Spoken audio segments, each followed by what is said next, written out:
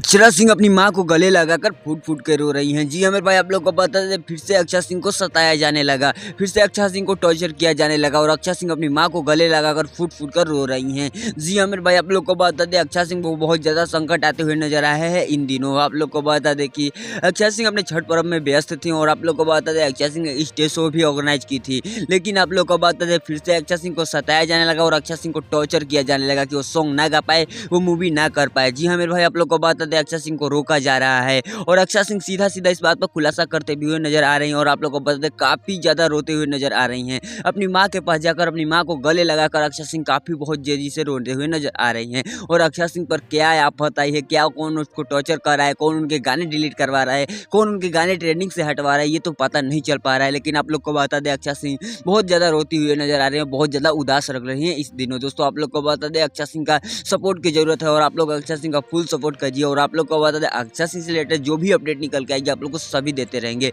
इस चैनल में channel subscribe कर लीजिएगा। मिलते हैं किसी नए वीडियो में किसी नए टॉपिक के साथ, तब तक के लिए बाय।